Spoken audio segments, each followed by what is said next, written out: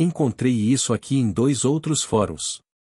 Aparentemente alguém comprou uma gaveta com um compartimento secreto na gaveta de baixo, onde tinha uma carta sobre uma base alienígena debaixo de Esrange, em Kiruna, na Suécia. Isso tem a ver com o fenômeno sueco dos foguetes fantasmas, e também tem um vídeo do cara da carta, que encontraram morto. Também tem conexões com Roswell, e algum material que acho que o Bill Schneider também falou. Tem muitos supostos avistamentos de OVNIs naquela área. Também tem o fato de que a mineradora LKAB está movendo toda a cidade de Kiruna por causa de, aspas, mineração. Pode ser tudo mentira, quem sabe? Mas ainda assim interessante. Depois disso, o OP postou os links com as imagens da gaveta e dos documentos, e postou a tradução deles.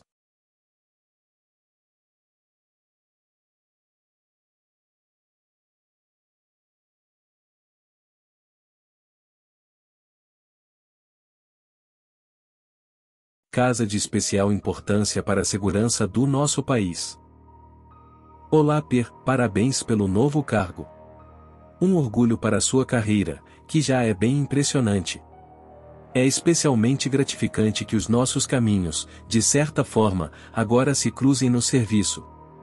Segredo de especial importância para as Forças Armadas. Esta carta adorna a capa de um fichário onde você encontrará informações muito importantes. É com grande apreensão que entrego isto. Estou desobedecendo ordens. Eu gostaria de poder compartilhar isso com você. Há uma coisa sobre Esrange que poucas pessoas sabem. Não é algo que o seu antecessor soubesse. Mas, na sua posição, podem ser tomadas decisões que tenham alguma influência na nossa operação. É tão conveniente que você tenha conseguido o emprego. Eu nunca poderia contar isso a mais ninguém, então talvez seja o destino. De qualquer forma, isto é necessário. Você agora é, de certa forma, meu chefe, mas também um amigo próximo. Espero que você saiba a importância da confidencialidade quando se trata dessas informações. Se esta informação vazasse, colocaria a mim e a outras pessoas em grave perigo. Insisto que você queime esta carta depois de lê-la. Contarei tudo do início. Tudo o que você sabe sobre meu trabalho em Esrange é falso. Eu trabalho na Esrange, mas não com foguetes. A Esrange e a Corporação Espacial são um disfarce para esconder uma colônia de seres de outro sistema estelar. Meu trabalho é tentar descobrir e replicar sua tecnologia. Faço parte de uma pequena equipe de 23 pessoas. Teríamos trabalhado mais rápido com mais pessoal? Sem dúvida. Mas quanto maior a equipe, maior o risco de vazamento de informações. A colônia já existia no local muito antes da Esrange estar lá. Pelo que sabemos, chegaram no outono de 1946, depois de enviarem um grande número de sondas.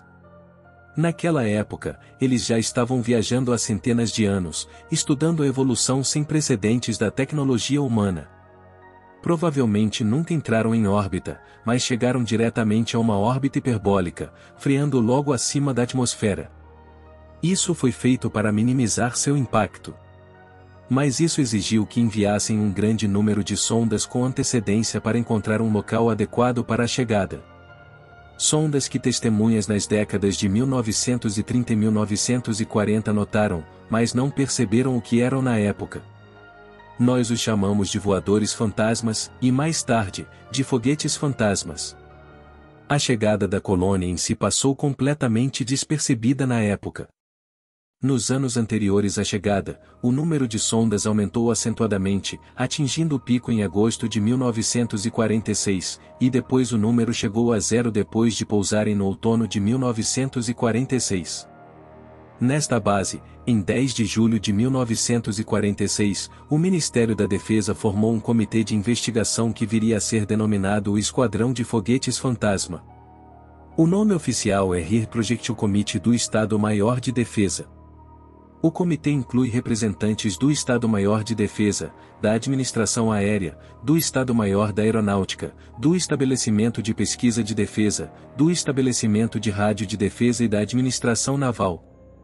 O Departamento de Defesa Aérea do Estado-Maior de Defesa foi responsável por coletar relatórios do público e dos militares. As análises técnicas foram realizadas principalmente por funcionários da administração aérea. O presidente do comitê foi o coronel Bente Jacobson, chefe do Departamento de Materiais da Administração Aérea. Em 19 de julho, várias testemunhas reportaram terem visto sondas atingindo 4 lagos em Norland. Os lagos são investigados pelo Marsvaret, mas tudo o que encontram foram crateras no fundo, sem destroços. Acreditamos que eles pousaram as sondas nos lagos intencionalmente, mas isso será elaborado mais tarde. Em 22 de julho de 1946, o Estado-Maior da Defesa, por meio do TT, exige aos jornais a não colocarem nomes de locais em seus avisos. A razão é que os poderes públicos estrangeiros não deveriam receber qualquer informação sobre o movimento das sondas espaciais sobre a Suécia. Em 14 de agosto de 1946, isso chamou a atenção internacional quando o New York Times noticiou que o secretário de Estado dos Estados Unidos, Dean Acheson, estava, aspas, muito interessado no testemunho dos foguetes espiões sobre a Escandinávia, e em 20 de agosto, 2 especialistas em guerra nuclear dos Estados Unidos pousaram em Estocolmo. O general Jimmy Doolittle e o general David Samoff. Em 1947, quando uma dessas naves caiu em Roswell, Novo México, uma organização secreta chamada Grupo Zero foi formada por iniciativa de Harry Truman. Harry Truman teria ficado frustrado com os problemas de arquivamento no Congresso controlado pelos conservadores. Ele não confiava que processos controlados política e democraticamente pudessem lidar com um evento como uma nave alienígena com o sigilo necessário. Uma nação democrática, que pode estar a uma eleição presidencial de mudar tudo. Portanto, o manejo do foguete de Roswell foi tirado dos militares e entregue ao Grupo Zero, que consistia em alguns dos militares envolvidos em Roswell, membros do Comitê Sueco de Projetos Espaciais, e alguns executivos de empresas multinacionais com muitos recursos. O objetivo do grupo era pesquisar a tecnologia alienígena da nave e vazar lentamente as descobertas para a humanidade através de suas empresas, de maneira secreta. E, se possível, descobrir se havia mais naves, e mantê-las em segredo, para que pudessem controlar totalmente o fluxo da tecnologia. Contudo, 15 anos depois, o propósito mudou ligeiramente. O ano era 1962. O astronauta John Glenn havia acabado de completar 3 órbitas da Terra, e pouco depois foi lançado o satélite americano Telstar. Este é o primeiro lançamento com financiamento privado e o primeiro satélite que não pertence a um governo. Oficialmente, este é um satélite de comunicações, mas por trás dele estava o Grupo Psi. A bordo, além de equipamentos de satélite de comunicações, havia sistemas para escanear a Terra em busca de sinais de rádio que correspondiam aos que a sonda Roswell parecia estar usando.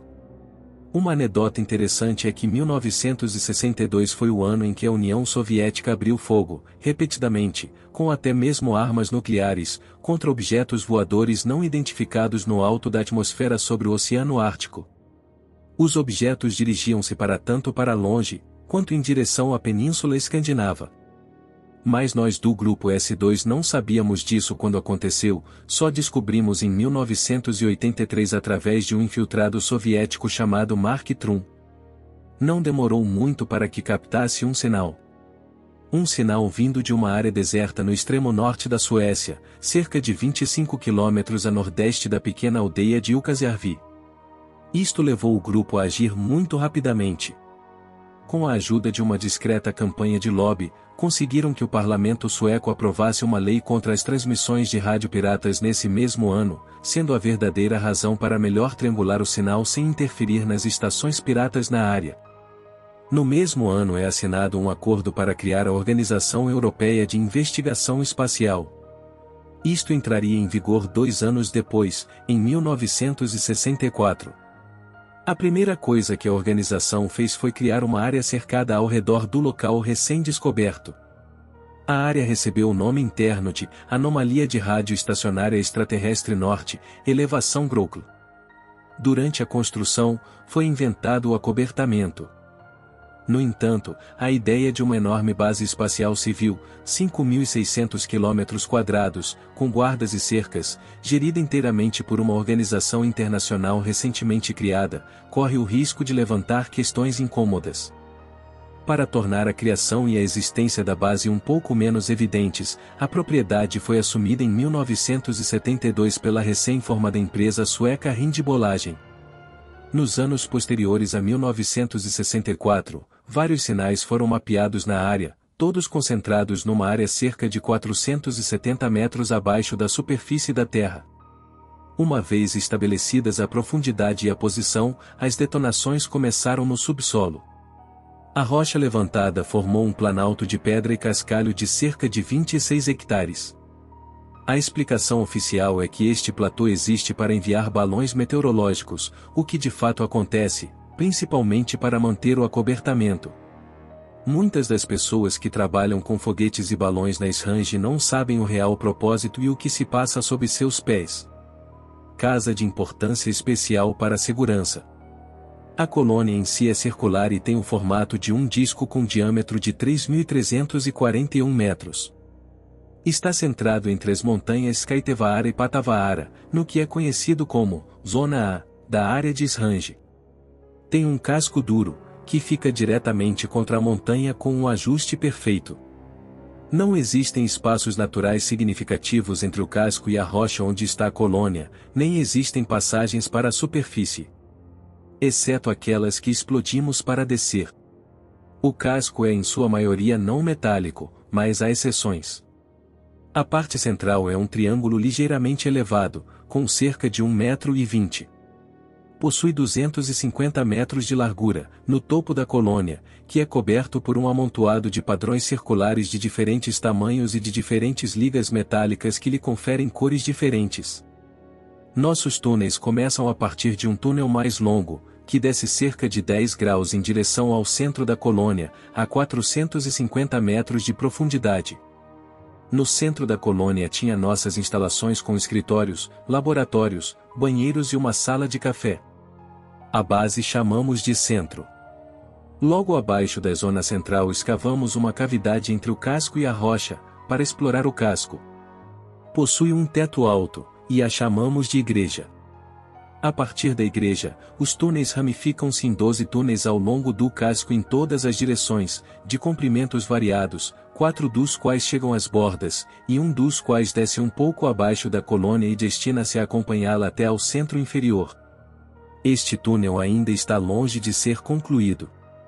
A falta de passagem para cima foi um grande mistério para nós no início, pois podíamos observar suas sondas sobre a área de vez em quando. Como poderiam enviá-las e levá-las para casa sem passar pela montanha? A resposta veio depois de um incidente em junho de 1979 que custou a vida de um querido colega, ou já aconteceu em janeiro de 1979, ou agosto de 1980, dependendo de como você encara a situação. Tudo começou quando meu colega de trabalho e amigo James foi encontrado em junho pela polícia, congelado até a morte a poucos quilômetros da base. O estranho é que ele não estava morto, ainda não. O corpo encontrado estava morto, mas meu colega estava bem vivo, e trabalhando normalmente. O corpo era como uma cópia exata dele, exceto que faltava um pedaço do dente da frente, e inclusive usava as mesmas roupas. Tinha até uma cópia da nossa jarra da cafeteira da sala de café. A polícia ficou intrigada porque ninguém foi dado como desaparecido e ele não estava vestido para passar tempo na natureza, e certamente não para o frio. E como poderia ter chegado lá, se não havia estradas? A polícia não sabia que se parecia com uma cópia de James, e quando ninguém foi dado como desaparecido, enterrou o corpo no cemitério de Jucas Jarvi com o nome, desconhecido. Ou seja, também ficamos perplexos, e embora tudo fosse muito estranho e desconfortável, não tínhamos teorias na época sobre o que havia acontecido, ou melhor, sobre o que iria acontecer, mas trabalhamos como sempre. Até agosto de 1980, quando aconteceu. Observamos uma correlação entre distúrbios sismográficos e naves na área de Esrange. Mas eles atrasaram 575 dias. Portanto, se víssemos 3 naves saindo da área com 2 dias de intervalo, poderíamos registrar 3 eventos sísmicos com 2 dias de intervalo, 575 dias depois. Quando encontramos este padrão, vimos a nossa oportunidade de descobrir como é que os estavam enviando as sondas para a superfície. Notamos desde o início que eles pareciam estar conscientes do nosso horário de trabalho, e que as perturbações sísmicas anteriores tinham ocorrido quando o menor número possível de nós estava lá. Então eles sabiam que estávamos lá e estavam de olho em nós. Mas desta vez tínhamos uma ideia de quando os tremores aconteceriam, então decidimos dormir no centro, e ficamos acordados quando nossa nova regra de 575 dias entrou em vigor. Colocamos instrumentos de medição em todas as partes do casco que podíamos acessar, medindo tudo, desde radioatividade até eletromagnetismo, ondas sonoras e gravidade. Todos os sensores foram conectados ao centro de controle onde nos sentamos e monitoramos tudo. Após essa descoberta, mudamos o centro de lugar. Explodimos uma cavidade mais acima no túnel, para que não fiquem diretamente acima da parte triangular para evitar mais incidentes deste tipo. Também erguemos um mastro de 100 metros de altura diretamente acima do triângulo com 11 pontos de medição igualmente espaçados. Este mastro está, portanto, exatamente acima do centro da colônia. Então, como funcionam as sondas? Por que eles sempre pousam em lagos? E como eles escaparam de alguém encontrar partes deles por tanto tempo, e por que fomos capazes de encontrar no Novo México? Tem a ver com a liga de que são feitos. Nós o chamamos de Alcalium, mas também o chamamos de Interstellite, um nome funcional que acabou pegando. Interstellite é uma liga de metais do grupo I2 da tabela periódica, os metais alcalinos, daí o nome Alcalium. E reage fortemente com a água. No entanto, eles podem impedir ativamente que ela reaja, provavelmente aplicando uma alta voltagem ao casco da sonda. Isso tem a vantagem de que, se uma sonda parar de funcionar e cair em algum lugar do deserto, ela ficará lá até que a primeira tempestade passe e apague todos os vestígios. Também parece ser por isso que eles preferem pousar as sondas em lagos no final das suas missões. Elas reagem com água, e todos os vestígios são apagados. Agora, junto com os documentos que acompanham esta pasta, você sabe tudo o que precisa saber. Mais que isso, não sei. Para suas decisões futuras no serviço, esta informação será útil para você. Espero que possamos nos ver novamente em breve, já faz muito tempo desde a última vez. Seu amigo, Cal.